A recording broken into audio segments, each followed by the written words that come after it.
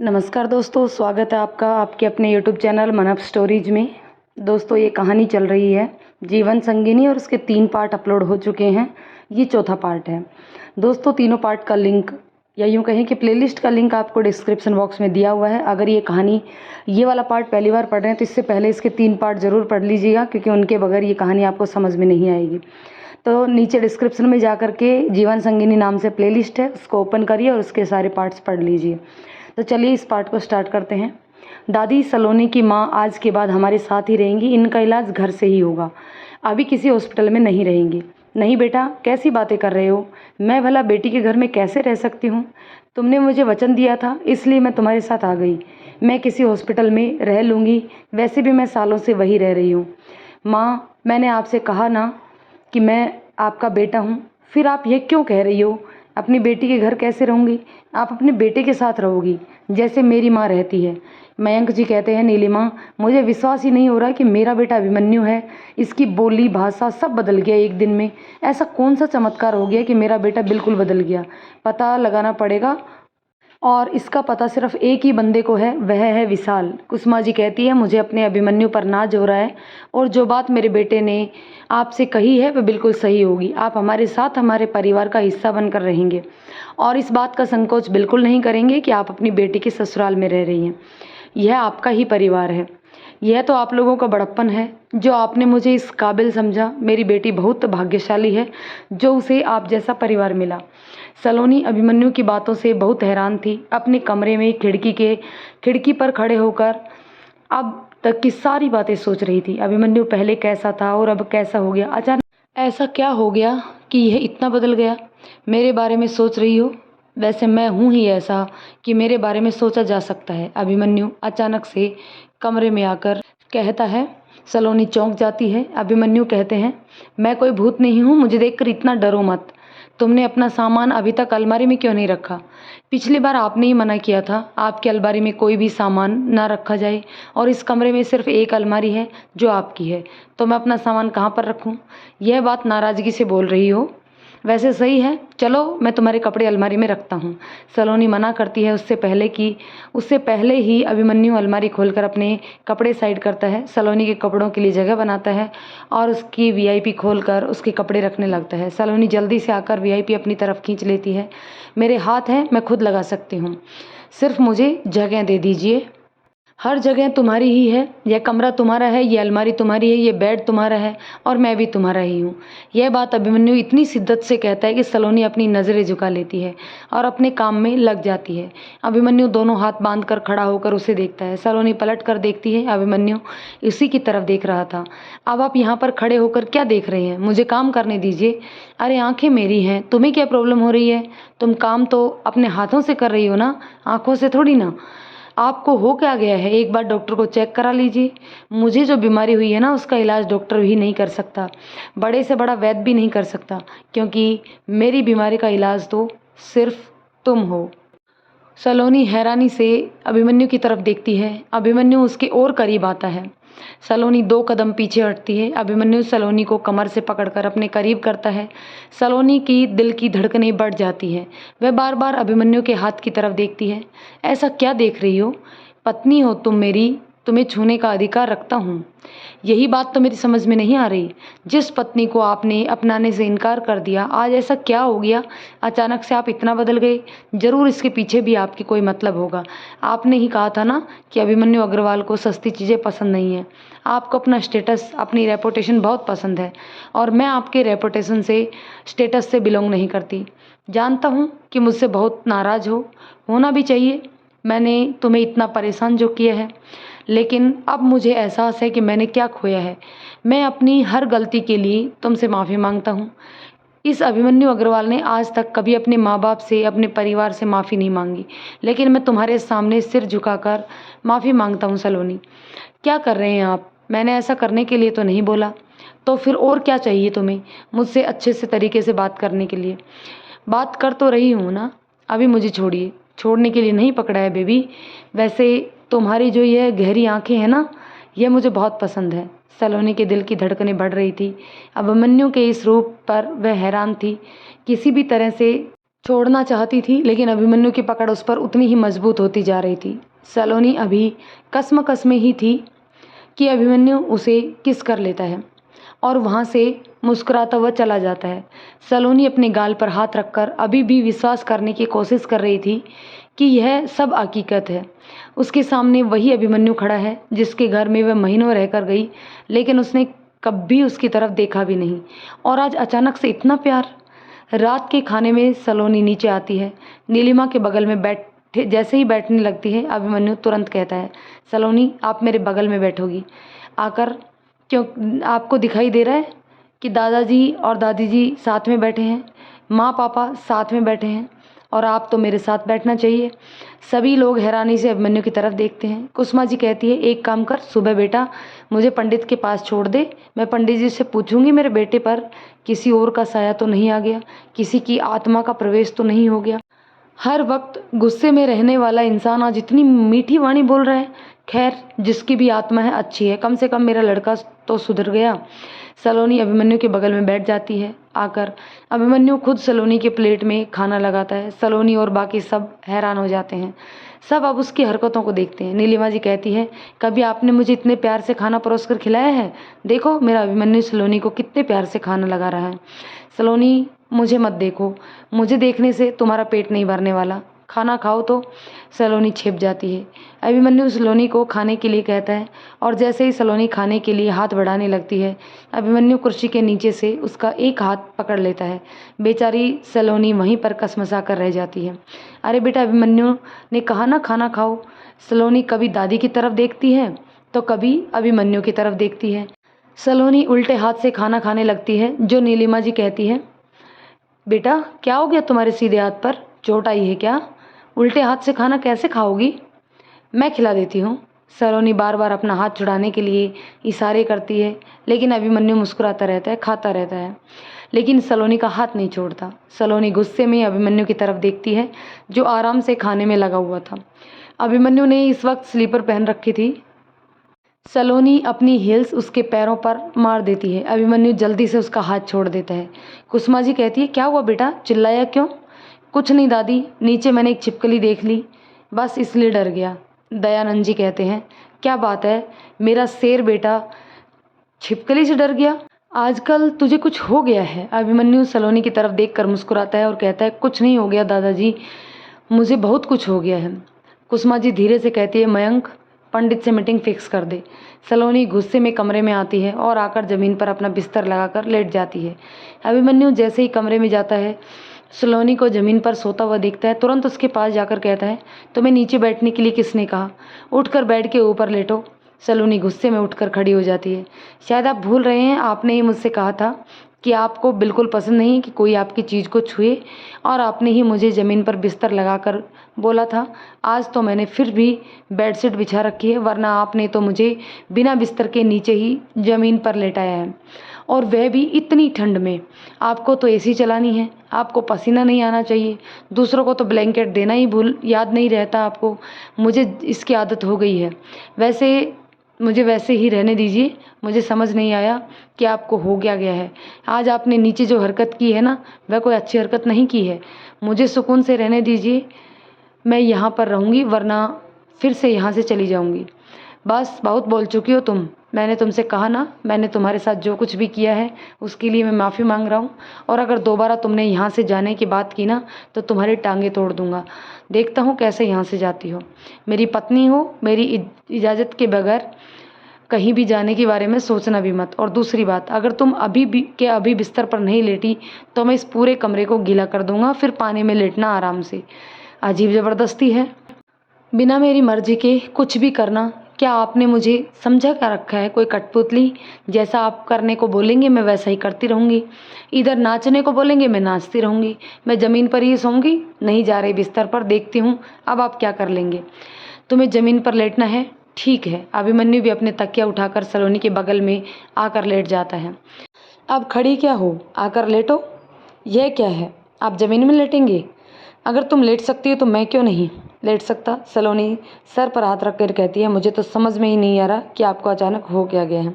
अपनी गलती का एहसास है और तुमसे प्यार। सलोनी हैरानी से अभिमन्यु की तरफ देखती है। अभिमन्यु उसका हाथ पकड़कर अचानक से खींचता है, जिसकी वजह से सलोनी सीधे अभिमन्यु के सीने से लग जाती है। सलोनी उठने की कोशिश करती है और अभिमन्यु उसे बाहों के घेरे में ले लेता है।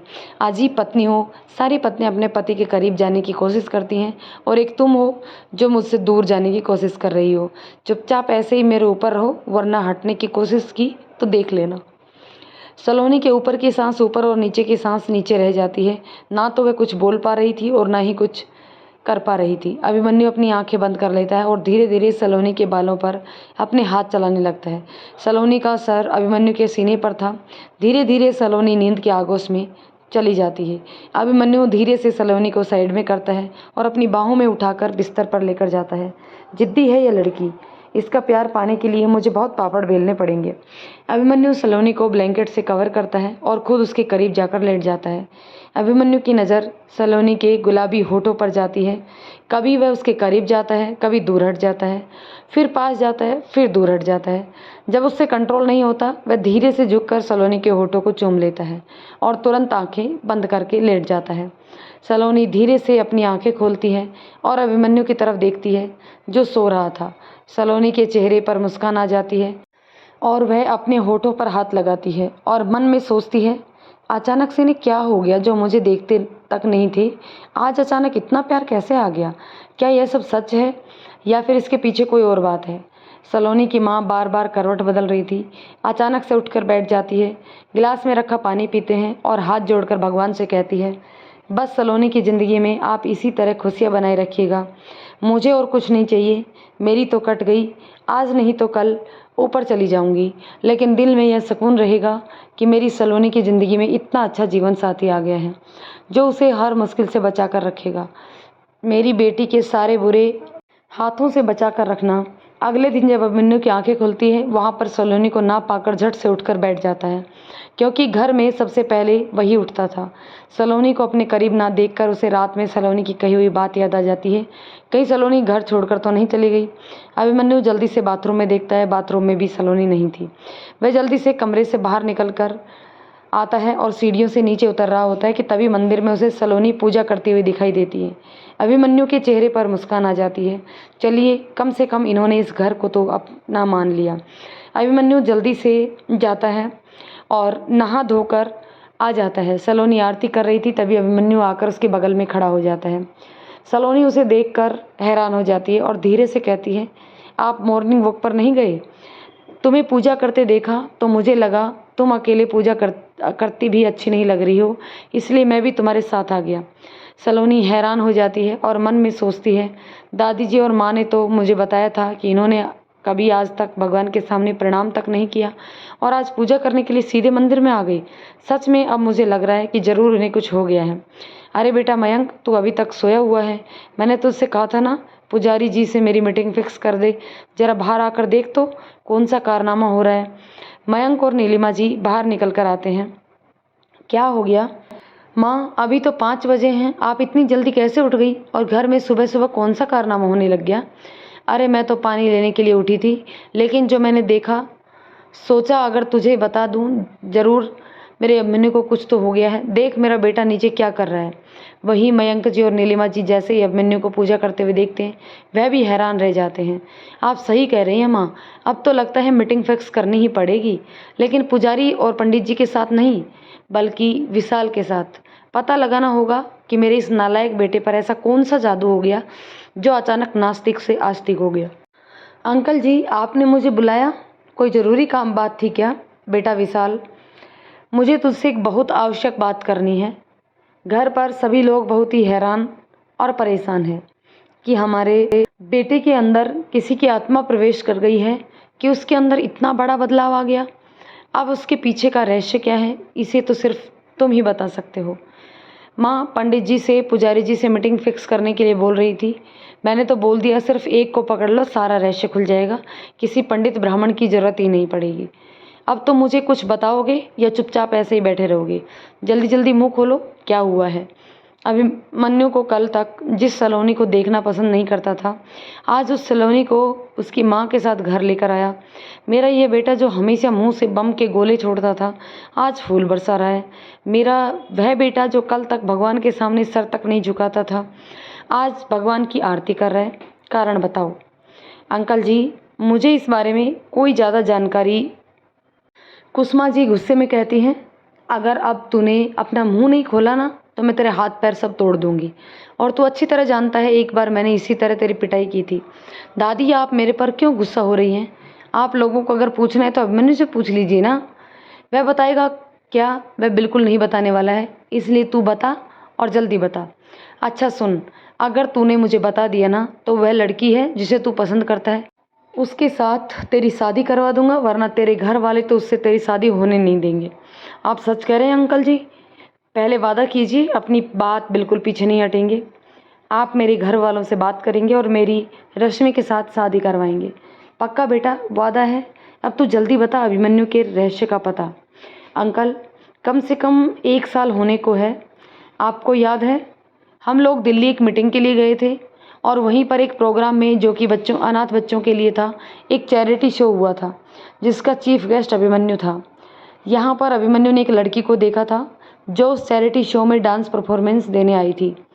उसने उस लड़की को ढूंढने की बहुत कोशिश की, बहुत तलाश की, लेकिन उसे वह लड़की कहीं नहीं मिली। उसने हर किसी से उस लड़की के बारे में पता किया, लेकिन उसके बारे में किसी को कोई जानकारी नहीं थी। अभिमन्यु को तो वह लड़की बहुत पसंद आई, इतनी कि वह पागलों की तरह हर जगह सिर्फ उसे ढूंढता रहा। जब आपने नम्रता से शादी की बात की तो उसने इसलिए मना कर दिया था क्योंकि उसके दिल में उस लड़की की तस्वीर बसी हुई थी। लेकिन बाद में मैंने उसे समझाया कि पता नहीं वह लड़की तुझे मिलेगी कि नहीं मिलेगी, कौन थी, कहाँ से आई थी। दादाजी, और आपकी खुशी के लिए वह शादी के लिए उसने हाँ तो बोल दी, लेकिन उसका मन नहीं था। अब जब नम्रता की जगह सलोनी दुल्हन बनकर आई तो वह तो पहले से ही शादी के लिए तैयार नहीं था, इसलिए उसका मन और हट गया। और जब सलोनी घर छोड़कर गई ना तो एक दिन अभिमन्यु ने सलोनी को देखा। उस पागल ने तो अपनी खुद की बीवी को आज तक देखा ही नहीं था। उसे क्या पता था कि सलोनी उसकी पत्नी वही लड़की है जिसे वह पागलों की तरह 1 साल से ढूंढ रहा है। उसने मुझे लेकर एक उसकी पिक्चर बनवाई। जब उसकी पिक्चर बनकर तैयार हुई तब मैंने उसे बताया कि यह तो तेरी पत्नी सलोनी है। बस यही रहस्य है आपके बेटे के अंदर परिवर्तन का। कुसुमा जी विशाल का कान पकड़कर कहती है, 1 साल से मेरा बेटा एक लड़की के लिए परेशान था और तूने हमें बताना तक ज़रूरी नहीं समझा। अरे दादी, मैं क्या करता, मना तो आपके लाडले ने ही किया था। चलो, कम से कम इस बात का तो पता चला कि मेरे बेटे के अंदर भी दिल है, वरना मुझे तो लगता था कि यह सिर्फ पत्थर का ही बना हुआ है। अभिमन्यु डाइनिंग टेबल पर बैठकर सभी का इंतजार करता है। दयानंद जी कहते हैं, क्या बात है बरखुद्दार, आज आप सवेरे सवेरे कुछ ज़्यादा ही भूख लग रही है क्या? नीलम जी कहती है, पापा जी, इसकी जल्दी जल्दी आने का कारण यह नहीं है कि उसे भूख लग रही है, बल्कि आज तो सलोनी की पहली रसोई है, इसलिए अपनी पत्नी के हाथ का बना खाना खाने के लिए जल्दी आए हैं। क्यों, सही कह रही हूँ ना मैं? वैसे आप गलत भी नहीं, सलोनी सुबह से किचन में लगी हुई हैं। उसने दादी से पूछा भी था, पता नहीं दादी ने क्यों मुझे नहीं जाने दिया। दादी, बेटा तू किचन में जाकर क्या अपनी पत्नी की मदद करता? एक बात बताओ, ऐसा भी क्या हो गया कि तू बिल्कुल ही सलोनी का दीवाना हो गया? अरे कोई नहीं माँ, मैं तो बस अपनी गलतियों का प्रायश्चित कर रहा हूँ, जो मैंने सलोनी के साथ सलूक किया इस वजह से। सलोनी की माँ को देखकर मैंने तुरंत उन्हें अपने पास बैठने के लिए कहता है। माँ, एक बात बताइए, आप इस घर में सबसे कटी कटी क्यों रहती हैं? ये आपका घर है, आपका परिवार है, माँ और दादी के साथ घुल मिल कर रहिए। सलोनी नाश्ता करके लेकर आती है। अभिमन्यु चिल्लाकर कहता है, घर के सारे नौकर क्या मर गए? अब क्या नाश्ता भी डाइनिंग टेबल पर लगाया नहीं जा सकता? सलोनी धीरे से कहती है, वह आने को तैयार थी, मैंने ही मना कर दिया। नीलिमा जी कहती है, वैसे बेटा महक तो बहुत अच्छी आ रही है, क्या क्या बना लिया तुमने नाश्ते में?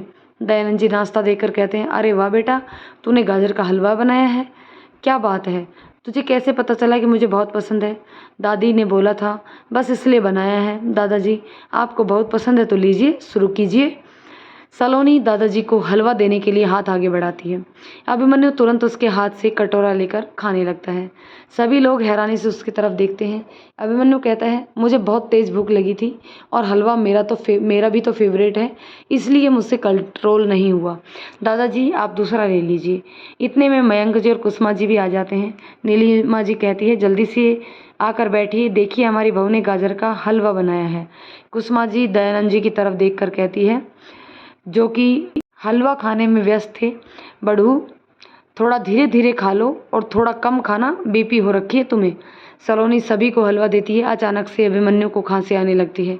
उसका चेहरा लाल पड़ जाता है। सलोनी जाती है और जल्दी से पानी का गिलास पकड़ती है। अभिमन्यु पानी का गिलास लेने के लिए आगे बढ़ता है, पर गिलास उसके हाथ से छूटकर ज़मीन पर गिर जाता है। सभी की नज़रें जैसे अभिमन्यु पर पड़ती हैं। नीलिमा जी और कुसुमा जी दौड़कर उसके पास आती हैं और हलवे की कटोरी उसके हाथ से लेकर रख देती हैं। सलोनी बेटा, आपने हलवे में काजू डाला था क्या? अभिमन्यु की हालत देखकर सलोनी की आंखों में आंसू आ जाते हैं। अभिमन्यु का पूरा चेहरा लाल हो गया था, लंबी लंबी सांसें ले रहा था। मयंक जी जल्दी से डॉक्टर को फ़ोन करते हैं। सलोनी बेटा, अभी को काजू से एलर्जी है, बचपन से ही। उसकी हालत बहुत ख़राब हो जाती है, फिर 3-4 दिन तक वो बिस्तर से नहीं उठ पाता। मुझसे गलती हो गई दादाजी, मुझे नहीं पता था। हालांकि मुझे सर्वेंट ने मना किया था, तो मुझे लगा कि शायद आपके दांतों की वजह से काजू नहीं खा पाते होंगे, इसलिए मैंने काजू पीस कर डाले हैं। सब मेरी गलती की वजह से हो रहा है। मैं नहीं जानती थी कि इन्हें एलर्जी है। अभिमन्यु की हालत और ज़्यादा ख़राब होने लगती है। नीलिमा जी की आंखों में आंसू आ जाते हैं। सलोनी का रो रो कर बुरा हाल है। मयंक जी कहते हैं, बेटा रो मत, इसमें तुम्हारी कोई गलती नहीं है, सब कुछ गलती से हुआ है। डॉक्टर अभी आते होंगे। अभिमन्यु को धीरे से उसके रूम में शिफ्ट किया जाता है। डॉक्टर उसका चेकअप करते हैं और इंजेक्शन लगाने के बाद अभिमन्यु को थोड़ा सा आराम मिलता है। मिस्टर अग्रवाल, आप अच्छी तरह से जानते हैं कि अभिमन्यु के बचपन से ही काजू से एलर्जी है, फिर भी आप ऐसी गलती कैसे कर सकते हैं? आगे इस बात का ध्यान रखिएगा, वरना अभिमन्यु की जान को खतरा भी हो सकता है। अभिमन्यु को स्टेबल होने में कम से कम 2-3 दिन का और वक्त लगेगा। सलोनी हाथ जोड़कर कहती है, हमें माफ़ कर दीजिएगा, हम नहीं जानते थे कि इनकी हालत ऐसी हो जाएगी। आज के बाद हम हमेशा इस चीज़ का ध्यान रखेंगे। कुसुमा जी कहती हैं, तो पगली तू इतना रो क्यों रही है? अब अपने पति का ध्यान रख। अभी यह ठीक है, लेकिन पूरी तरह से ठीक होने में थोड़ा सा वक्त लगेगा। सलोनी की नज़र अभिमन्यु की शर्ट पर जाती है, जो पसीने से पूरी तरह भीग चुकी थी। सलोनी उसे उतारती है, उतारने के लिए हाथ आगे बढ़ाती है और पीछे करती है, फिर आगे बढ़ाकर धीरे धीरे अभिमन्यु की शर्ट उतारती है। तभी उसकी नज़र अभिमन्यु के शरीर पर पड़ती है, जिसमें एलर्जी की वजह से छोटे छोटे दाने और चकत्ते उभर आए थे। ऐसा लग रहा था जैसे अभी उसमें खून झलक कर बाहर आ जाएगा। सलोनी के हाथ अभिमन्यु के सीने पर चलने लगते हैं। वह रोने लगती है और मन में सोचती है, इन्हें कितनी तकलीफ़ हो रही होगी, मेरी एक लापरवाही की वजह से कितनी तकलीफ़ पहुंची है इन्हें। सलोनी डॉक्टर को दी हुई दवाई को अभिमन्यु के शरीर पर लगाती है। पूरा दिन सलोनी सिर्फ अभिमन्यु के ही आसपास रहती है, यहाँ तक कि उसने दोबारा खाना भी नहीं खाया। सलोनी की माँ उसके पास आती है। जानती है बेटा, तू बहुत भाग्यशाली है। अगर इसी जगह कोई और परिवार होता ना, तो उसने जाने तेरे साथ क्या सलूक किया होता। अपनी आंखों से देखा है मैंने, इसमें तेरी कोई गलती नहीं, लेकिन फिर भी तुझे सज़ा मिलेगी। लेकिन देखो, इनके बेटे को आज इतनी तकलीफ़ हो गई है तुम्हारी लापरवाही की वजह से, लेकिन फिर भी इन्होंने कुछ नहीं कहा। मैं ऊपर वाले से प्रार्थना करती हूँ कि तेरा यह परिवार सदा इसी तरह तुझसे प्यार करता रहे। अभिमन्यु को खांसी आने लगती है। सलोनी जल्दी से जाकर उन्हें पानी पिलाती है। अभिमन्यु हल्के से आँख खोलता है और एक नज़र सलोनी को देखकर आंखें फिर से बंद कर लेता है। उसके चेहरे पर हल्की सी मुस्कान होती है। सलोनी मन में सोचती है, क्या इन्हें होश आया है या यह जानकर आंखें बंद करके लेटे हुए हैं। कुछ देर तक सलोनी इसी तरह ध्वनि को देखती रही, लेकिन अभिमन्यु चुपचाप लेटा रहता है। सलोनी को लगता है शायद ऐसे ही आंखें खुल गई होंगी। डॉक्टर ने कहा था दवाइयों का नशा रहेगा, इसलिए शायद आज अब यह पूरे दिन ना उठे। कुसुमा जी और नीलिमा जी हाथ में खाने की थाली लेकर कमरे में आती हैं और सलोनी के सामने रखकर कहती हैं, बेटा रात के 11 बज चुके हैं, तुम तो नीचे आने से रही, इसलिए हम तुम्हारा खाना लेकर ऊपर आए हैं। बेटा हम जानते हैं कि तुम बहुत परेशान हो, लेकिन इसमें तुम्हारी कोई गलती नहीं है। अभिमन्यु को कल तक बेहतर महसूस होने लगेगा। अभी तुम खाना खा लो, जब तक हम अभिमन्यु के पास बैठते हैं। सलोनी एक नज़र अभिमन्यु की तरफ देखती है और मन में सोचती है, आज मेरी वजह से इन्हें इतनी तकलीफ़ हो गई। सुबह कितने प्यार से नाश्ता कर रहे थे, आज पूरे घर में ऐसे ही लेटे हुए हैं। कैसे खाना खा सकती है इन्हें ऐसी हालत में देखकर। आप सोच क्या रही हो बेटा, खाना खा लो। सच कहती हूँ माँ, दादी मुझे भूख नहीं है। जब मुझे भूख लगेगी मैं यह सूप पी लूँगी, आप लोग मेरी चिंता मत कीजिए। कुसुमा जी सलोनी के सिर पर हाथ फेर कर कहती है, तू खाना इसलिए नहीं खा रही ना क्योंकि अभिमन्यु ने कुछ नहीं खाया है। प्यार करने लगी है इससे। सलोनी की आंखों में आंसू आ जाते हैं। नीलिमा जी कहती है, रो मत बेटा, अभिमन्यु ठीक हो जाएगा और फिर से तुझे परेशान करेगा। अभी माँ के हाथ से चुपचाप खाना ले ले। तू जानती है तुझे खाना नहीं खाया, अभिमन्यु ने कुछ नहीं खाया, इसलिए पापा और दादाजी ने भी कुछ भी नहीं खाया। दादाजी ने कहा है कि जब सलोनी खाना खा लेगी तभी घर का दूसरा कोई खाना खाएगा। सलोनी हैरान रह जाती है। पीछे खड़ी उसकी माँ जब यह सुनती है तो उसकी आंखों में आंसू आ जाते हैं।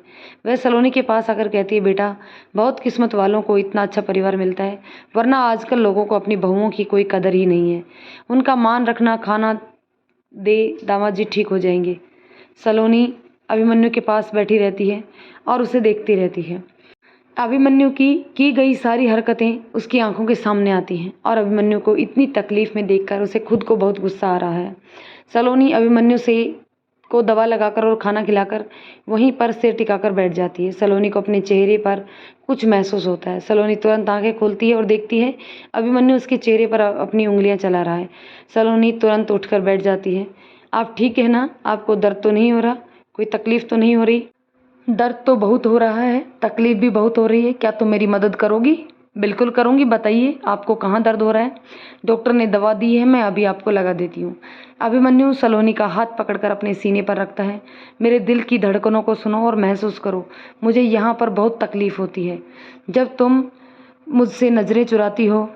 अब बताओ तुम मेरा इलाज कैसे करोगी? सलोनी अपना हाथ छुड़ाने लगती है। अभिमन्यु कहता है, देखा मैं तुम्हारे करीब आने की कोशिश करता हूँ और तुम मुझसे दूर जाने की कोशिश करती हो।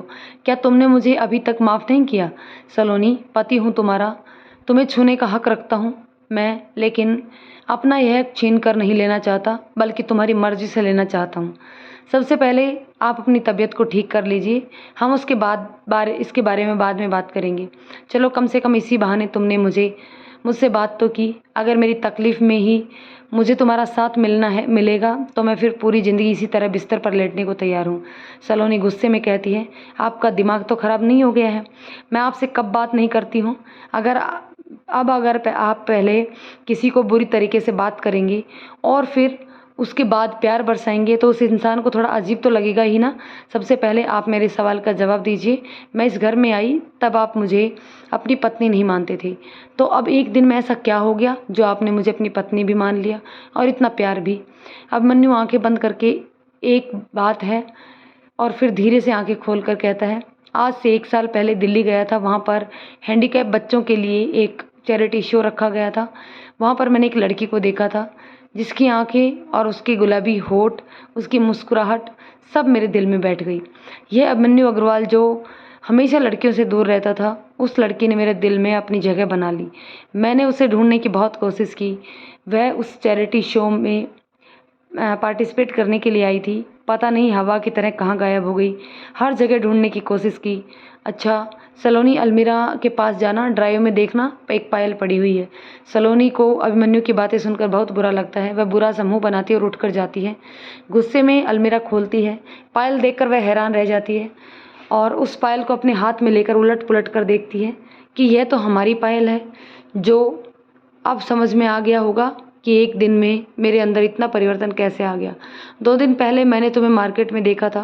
मैं तुम्हें बता नहीं सकता कि मुझे कितनी खुशी हुई थी कि जिस लड़की को मैं 1 साल से ढूंढ रहा हूँ वह मुझे मेरे ही शहर में मिल गई। इसलिए मैंने स्केच आर्टिस्ट से तुम्हारी तस्वीर बनवाई। तब मुझे विशाल ने बताया कि मैं कितना बुद्धू हूँ। जिस लड़की को मैं ढूंढ रहा था वही मेरी पत्नी बनकर मेरी ज़िंदगी में आ गई है, लेकिन मैंने अपनी बेवकूफ़ी की वजह से उसकी तरफ देखा तक नहीं। सलोनी की आंखों में आंसू आ जाते हैं। वह पायल अपने हाथ में पकड़कर सोचती है कि यह पायल कुछ दिन पहले खो गई थी। उसकी माँ ने एक एक पैसा जोड़कर उसके लिए ये पायल बनवाई थी। जब उसकी यह पायल खो गई थी तो वह कितना रोई थी। फाइनली आज उसे उसकी पायल वापस मिल गई। उसका पति भी, लेकिन वह कुछ समझ नहीं पा रही थी कि इस वक्त वो अभिमन्यु की बातों का क्या जवाब दे। अभिमन्यु उम्मीद भरी नज़रों से सलोनी की तरफ देखता है, लेकिन सलोनी अभिमन्यु की तरफ पीठ करके बैठी थी। अचानक से वह उठकर कमरे से बाहर चली जाती है। अभिमन्यु एक लंबी सांस लेता है और अपनी आंखें बंद करके अपना सर बेड से टिकाकर मन में सोचता है, क्या सलोनी मेरे जज्बातों को समझ पाएगी। थोड़ी देर बाद सलोनी वापस आती है तो उसके हाथ में एक ट्रे थी। सलोनी उसे लाकर टेबल पर रख देती है और एक गिलास उठाकर अभिमन्यु की तरफ पकड़ाकर कहती है, डॉक्टर ने आपके लिए काढ़ा बनाने को बोला था, आप इसे पी लीजिए, इसके बाद कुछ हल्का फुल्का नाश्ता कर लीजिए, आपको दवाइयाँ भी लेनी हैं। मेरे लिए सबसे बड़ी दवा तुम हो। तुमने मेरी बातों का कोई जवाब नहीं दिया। सलोनी, अभी आपको इन दवाइयों की ज़रूरत है, हम इस बारे में बाद में बात करेंगे। अभिमन्यु गुस्से में काढ़ा उठाकर टेबल पर पटक देता है। सलोनी एक नज़र काढ़े की तरफ देखती है और एक नज़र अभिमन्यु की तरफ। मैंने आपसे कहा इसे पी लीजिए, आखिर उस बेचारे की इसमें क्या गलती है। उसने खुद को इतनी देर तक आंच पर पकाया है आपके लिए, अब तो कम से कम इसे पी लीजिए, इसकी मेहनत सफल हो जाएगी। अभिमन्यु सलोनी को इस तरह देखता है जैसे उसने किसी पागल को देख लिया हो। अभिमन्यु गुस्से में कहता है कि तुम्हें इस बेजान की चिंता है और मेरा दिल जल रहा है, उसकी कोई चिंता नहीं है। आप खुद को जानबूझकर तकलीफ़ पहुंचा रहे हैं। मैंने आपको कोई जवाब नहीं दिया, इसका मतलब यह तो नहीं कि मैं कभी जवाब नहीं दूंगी। मैंने कहा ना, सबसे पहले आपको आपकी सेहत ठीक हो जाए, हम इसके बारे में बाद में बात करेंगे। सलोनी तुम, अभिमन्यु कुछ बोलने वाला होता है कि सलोनी तुरंत उसकी तरफ उंगली दिखाकर कहती है, मुझे आपका यही एटीट्यूड बिल्कुल भी पसंद नहीं है। पहले दिन से जब से मैंने चौखट में कदम रखा है, बस आपका यही रूप देख रही हूँ। आप सिर्फ खुद को ही सबसे ऊपर समझते हैं। हर शख्स को सिर्फ आपकी बात माननी हो चाहिए। अगर आपकी बात मानता है तो वह बहुत अच्छा है, और अगर आपकी बात नहीं मानता है तो वह बहुत बुरा है। आप हर किसी को अपने तरीके से नहीं चला सकते हैं अभिमन्यु जी, इसलिए चुपचाप जो मैं कह रही हूँ उसे कर लीजिए, वरना समझ लीजिएगा इस कमरे को हमेशा के लिए छोड़कर चली जाऊंगी। अभिमन्यु हैरानी से सलोनी की तरफ देखता है। आज वह इतना बड़ा हो गया, लेकिन घर में तो छोड़ो, बाहर भी किसी की हिम्मत उससे इस तरह की बात करने की नहीं हुई। घर से लेकर ऑफिस तक सभी लोग बहुत ही सलीके और तमीज़ से उससे बात करते हैं। ऑफिस के अंदर जैसे ही वह एंट्री लेता है तो सारे वर्कर्स के हाथ पैर कांपने लगते हैं, और एक लड़की, उसकी खुद की पत्नी, खड़े होकर उसे इतना सुना रही है, और वही अभिमन्यु सर झुकाकर सारी बातें सुन लेता है और चुपचाप काढ़ा उठाकर पी लेता है। सलोनी की दी हुई दवाइयाँ खा लेता है और चुपचाप आंखें बंद करके लेट जाता है। बीबी का टसन है भाई, बड़े बड़ों को झुकना पड़ता है। सलोनी उतर कर नीचे जाती है। नीलिमा जी जल्दी से सलोनी के पास आकर कहती हैं, पी लिया उसने काढ़ा? नहीं पिया होगा ना, बचपन की आदत है उसकी। मैं तो थक गई, माँ जी भी परेशान हो जाती थी, पर मजाल कि ये लड़के ने कभी उसे हाथ तक लगाया हो। मैं तुझसे कह रही थी ना, बनाने की कोई ज़रूरत नहीं है, ये नालायक नहीं पीने वाला। उन्होंने पी लिया माँ जी, नाश्ता भी कर लिया है, मैं उन्हें दवाइयाँ भी लेकर आई हूँ, अब वो आराम कर रहे हैं। कुसुमा जी नीलिमा जी की तरफ देखकर कहती है, क्या बोल रही है बहू, पी लिया? नीलिमा जी एक लंबी सांस लेकर और बेचारी चुपचाप जाकर सोफे पर बैठ जाती है। सही कहते हैं आप लोग, पत्नी के आने के बाद लोग अपने आप की ही लाइन पर आ जाते हैं। कुसुमा जी कहती है, जैसे मेरा बेटा लग गया है ना। माँ जी आप मुझ पर कमेंट पास कर रही हैं, भला आपके बेटे में ऐसी कौन सी आदत है जिस पर मैंने कंट्रोल कर रखा है। कुसुमा जी और नीलिमा जी बातें कर रही थी, तभी सलोनी की माँ आती है। बहन जी, यहीं थोड़ी दूरी पर मेरी एक पुरानी दोस्त रहती है, मैं अभी उससे मिलकर आ सकती हूँ। कैसी बातें कर रही हैं बहन जी, आपका घर है, आप जहाँ चाहे जा सकती हैं, लेकिन बस हमें बता दीजिएगा, क्योंकि हमें अभिमन्यु को जवाब देना होता है। अभिमन्यु बार बार उठकर बैठ जा रहा था, फिर लेट जाता, दरवाजे की तरफ देखता, शायद सलोनी अब आएगी, अब आएगी, अब आएगी, लेकिन बहुत देर बाद भी सलोनी नहीं आती है तो अभिमन्यु का गुस्सा बढ़ने लगता है। यह लड़की खुद को समझती क्या है। अभिमन्यु अग्रवाल ने तो इतना इंतज़ार कभी किसी का नहीं किया, और यहाँ पर मेरी खुद की वाइफ मुझे इतना परेशान कर रही है। अभी नीचे जाकर देखता हूँ ऐसा कौन सा काम हो रहा है। अभिमन्यु जैसे ही नीचे उतरने लगता है, तुरंत सलोनी ने चिल्लाकर कहा, जो आपने नीचे पैर रखा तो चुपचाप लेट जाइए, छोटे बच्चे नहीं हैं जो आपको चैन नहीं पड़ रही। बिल्कुल अजीब हो तुम, जानती हो तुम मुझसे जिस तरीके से बात कर रही हो, आज तक मेरे घर में किसी की हिम्मत नहीं मुझसे इस तरीके की बात करने की, और मेरा स्टाफ वह तो मेरा नाम सुनते ही काँपने लगता है। अच्छा, तो फिर मेरे ख्याल से आपको सभी वहाँ पर डेविल कहकर बुलाते होंगे, क्योंकि जिस तरीके का नेचर आपका है ना, आपको कोई एंजल तो की तरह तो देख नहीं सकता, और मुझे डेविल पसंद नहीं। तो दोस्तों इस पार्ट को यहीं पर ख़त्म करते हैं, मिलते हैं नेक्स्ट पार्ट में। तब तक के लिए यदि वीडियो पसंद आई हो तो लाइक शेयर करें, चैनल पर नए हैं तो प्लीज़ चैनल को सब्सक्राइब ज़रूर कर लें। धन्यवाद दोस्तों।